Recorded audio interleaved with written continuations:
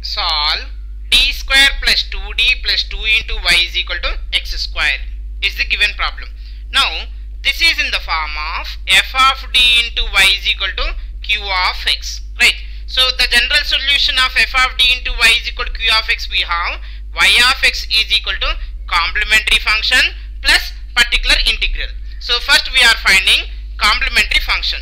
To find the complementary function, let y is equal to e to the power of mx be a solution of f of d into y is equal to 0. Then the auxiliary equation is f of m is equal to 0. Then we will have auxiliary equation from the given problem is m square. You see, this part is we are taking as a 0. Then f of d into y will become as f of m is equal to 0. So we are replacing d by m. Then we will have m square plus 2m plus 2 is equal to 0. Friends, you see, this is a shortcut. How you can get this auxiliary equation? Now I am explaining. You are considering y is equal to e to the power of mx. Now I have f of d into y, nothing but d square plus 2d plus 2. So I have 2y means 2 into e power mx. 2dy means derivative of y, that is m into e to the power of mx. Next, d square is nothing but second derivative. Second derivative is m square into e to the power of mx, because m is m, e power mx derivative is m into e power mx. So m into m square.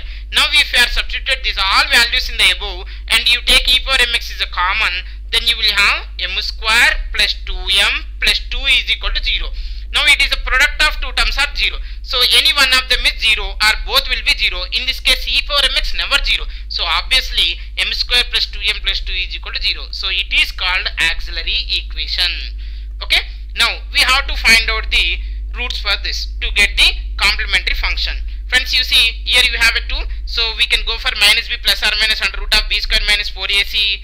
Okay. Or else you can use the calculator.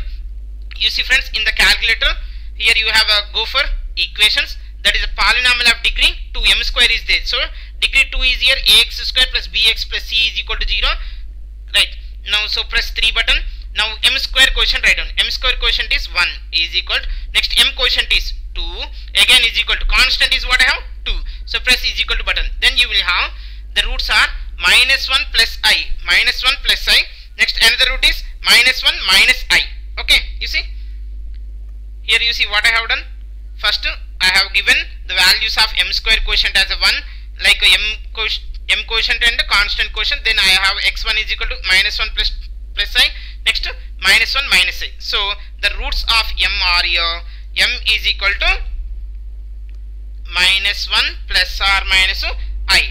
Then this is what you can say, the roots are here complex roots. Whenever the complex roots, and this is in the form of a plus r minus bi, then we will have complementary function is e power ax into c1 cos bx plus c2 sin bx. Okay, what is a here?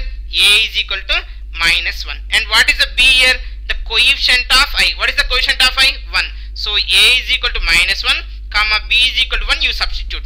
Then the complementary function cf is equal to e to the power of ax. What is a? Minus 1. So e power minus x into c1 cos x plus c2 sin x. So this is the complementary function. Now we have to find out the particular integral.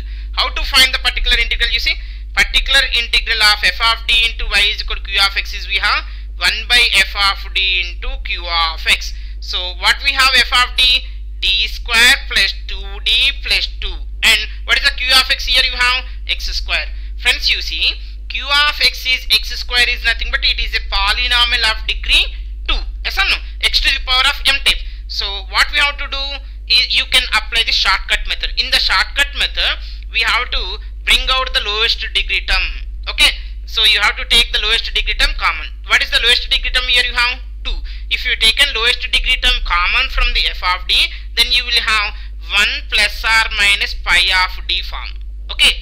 Now you see this is 1 by, what I am taking common? 2 if I taking common, then 1 by 1 plus d square plus 2d by 2 into x inverse. Now you see 1 plus or minus pi of d form. Yes or no? One denominator is containing 1 plus or minus pi of d.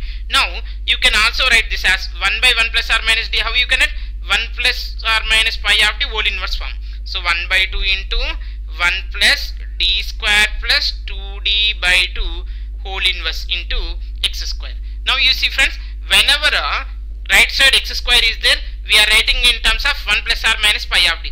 Now this is like 1 plus or minus x whole inverse form. Nothing but you can apply the binomial expansion. What do you have here? 1 plus x whole inverse form. So 1 plus x whole inverse formula, that is binomial expansion, we have 1 minus x plus x square minus x cube and so on.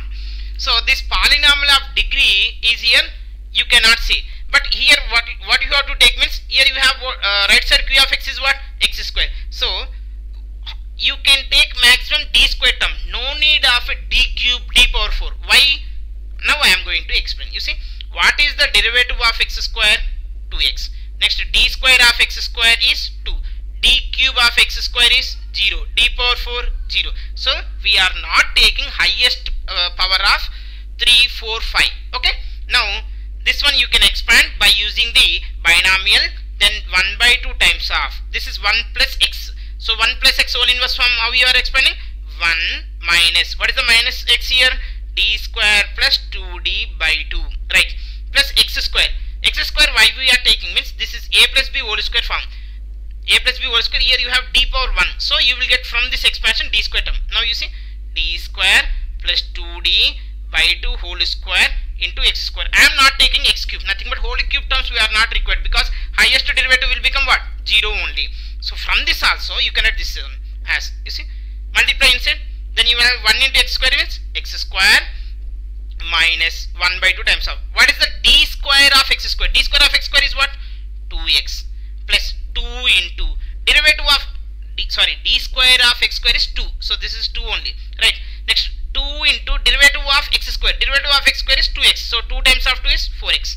Plus this a by b whole square you can write as a square by b square. So 1 by 4 I can write outside. Now this is a plus b whole square. You see friends, d square plus 2d whole square is equal to what we have? D to the power of 4 plus 4d square. Yes or no? Plus 4d square plus 4d cube. Nothing but a square plus b square plus 2ab. But you observe, in this expansion we have d power 4. But right side you have x square. So what you are getting? 0. So don't take this d power 4 term. And d cube term, is it required? No. Maximum index of x only we have to take. So what you require here? 4d square is enough. So 4d square of x square only. Now you simplify this.